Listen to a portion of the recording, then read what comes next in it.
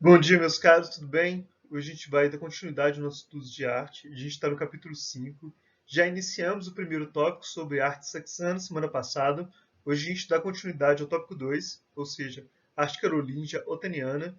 Então, já separe a apostila, estamos na página 101, porque nós vamos começar.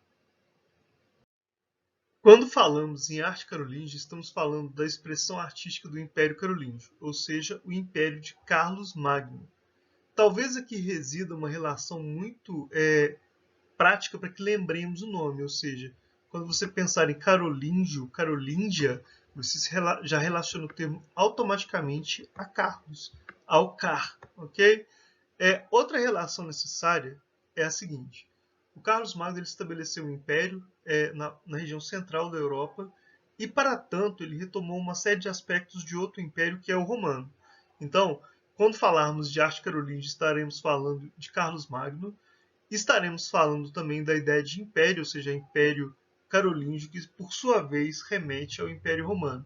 Assim que a gente vai ver como se dá essa relação entre os dois, a proximidade que se estabelece, a ideia de prosseguimento, mas por hora procurem decorar essa relação que eu acho que ela vai ajudá-la bastante no momento de fazer uma prova. Então, avancemos. Já de início, eu vou deixar aí dois pontos centrais. São os dois aspectos que eu gostaria que vocês tivessem em mente quando a aula terminar, porque são eles que basicamente definem esse conteúdo, ok? Que são os seguintes. Primeiro deles, a retomada de uma tradição romana. Eu poderia dizer isso em outros termos e dizer que, na verdade, a retomada de aspectos clássicos. Só que nós temos em mente que nossa referência de aspectos clássicos são os gregos.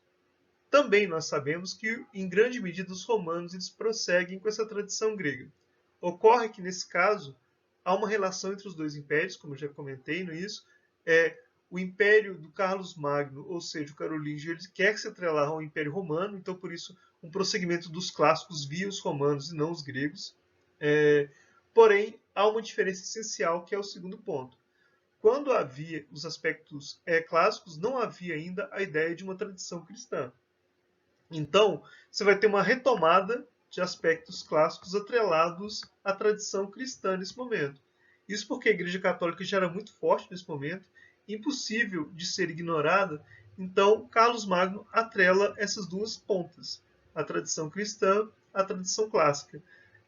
Ou, em outras palavras, seria mais claramente o clássico a serviço da Igreja Católica Cristã. Então, vamos continuar. No período que nós estamos estudando, de carolíngio otaniano, ocorreu um fenômeno muito interessante que se chama renascimento carolíngio. O que vem a ser esse renascimento? Esse renascimento, assim como os outros, ele está relacionado à retomada das tradições clássicas, de ideais do belo, de importância das artes, que coloca determinada centralidade das expressões artísticas para uma cultura, o que foi, sobretudo, na cultura grega e posteriormente na romana. Ocorre que esse renascimento ele faz com que se consolide, nesse momento, a estética característica da Idade Média. Até então a gente tinha a arte bizantina e outras expressões esparsas, como a gente viu na semana passada, como o saxão. Mas, de fato, efetivamente, a partir do incentivo dado a Carlos Magno às expressões artísticas, é que a gente vai ter uma consolidação artística do medievo. Como é que se deu, perdão, esse incentivo? Primeiro, um fomento à produção artística, a própria retomada dos preceitos estéticos, também uma aposta na educação. O Carlos Magno ele simplesmente incentiva e ele mobiliza um certo estudo e acesso à cultura até então não visto. É também Carlos Magno que vai adaptar a grafia, e que a gente vai ver as letras logo adiante, para que se tornasse mais simples a leitura e compreensão de textos. A partir disso é que vai se difundir, então, por exemplo, a leitura, que é um papel essencial para a divulgação das artes. Por outro lado, também, por fim, a gente vai ter uma celebração do próprio Império do Carlos Magno, ou seja, ele precisa ter, então, uma representação artística à altura do império dele. Por isso, a propósito disso, ele cria essa vigência das artes capazes de representar um império, então, grandioso, que ele fosse também eternizado em obras artísticas. O tópico do meio a gente viu, né? Você vai ter, então, as obras que elas misturam os aspectos romanos e os bizantinos. os aspectos do belo com os aspectos cristãos. Eu acho que por hora é suficiente. Vamos continuar. Um aspecto interessantíssimo, ao menos ao meu ver, é como se dá uma ideia de herança cultural que o Carlos Magno ele constrói em relação aos romanos. Na construção de alguns templos, por exemplo, da arte carolíngia, era requisitado materiais de antigos templos e edifícios dos romanos. Ou seja, havia então um propósito de criar, àquela altura, na arte medieval, uma relação direta com os romanos. Isso fazia com que houvesse então uma ideia de continuidade que perpassava um domínio por meio de uma ideia, não sei se eu posso dizer ideologia, mas de legitimação.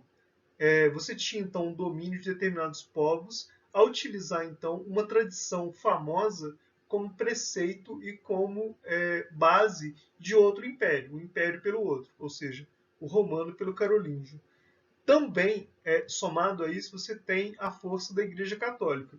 Nessa altura, já não era apenas utilizada para catequizar e pregar aos seus cristãos, mas também legitimar um poder político empreendido, então, no Império, de maneira a tornar os povos dominados mais dóceis em relação à ideia de domínio desse povo. Ou seja, a Igreja a serviço do Império e da dominação. A propósito da Revolução do Carlos Magno em relação à educação, por exemplo, destaca-se as letras unciais, que nesse caso elas se contrapõem às letras merovingias. Só para lembrar, as letras merovingias, ou escrita merovingia, melhor dizendo, ela era feita a partir de uma geometrização das letras, inclusive que alterou e afetou o latim, que tornava um pouco rebuscada a escrita, isso de maneira artística. Ou seja, a escrita ela não tinha só o propósito meramente de comunicar, mas também de tornar-se ela própria uma própria representação artística. Nesse caso, as letras unciais elas tendem ao caminho contrário, que é o da facilitação. Você vai ter o uso de minúsculas, você vai ter as palavras separadas também, que ajudam bastante na hora da leitura. E você vai ter uma espécie de arredondamento das letras também.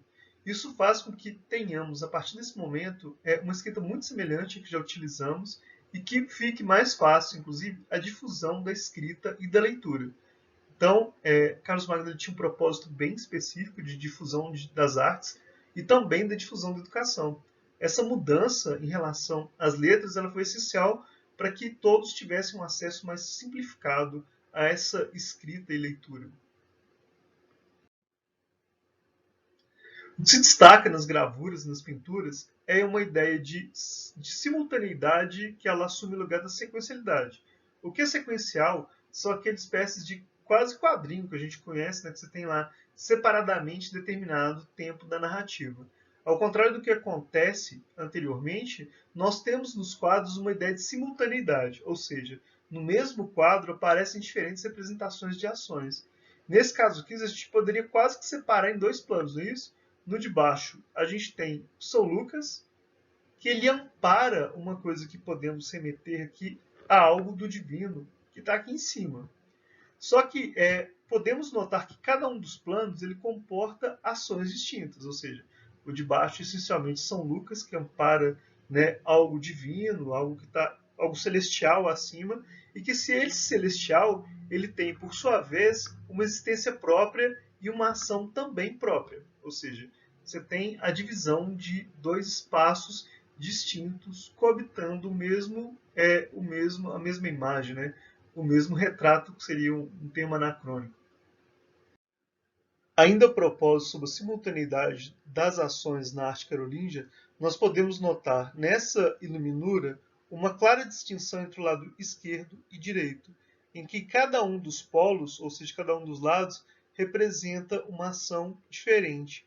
Essa é uma dinâmica um tanto quanto complexa, que ela só vai ser explorada efetivamente no cinema, mas que já na Idade Medieval ela surge representada nessas imagens. Eu acho bastante interessante, acho que às vezes nos escapa como se dá essa ideia de dois planos ou três distintos, mas que é muito, muito legal. Para encerrar, eu vou deixar uma tarefa muito fácil é a leitura da parte que corresponde à arte carolíngia otaniana, do capítulo 5, as páginas estão aí, 102, 105, e as questões de 1 a 3, 1, 2, 3, da página 111, ok? Quando nós terminarmos esse capítulo, eu farei a correção dos exercícios aí, de todos, e aí é bom que a gente faça uma espécie de revisão, já encerrando o assunto. Enfim, espero que tenha sido de proveito. Qualquer dúvida eu fico à disposição. Se cuidem. Um abraço.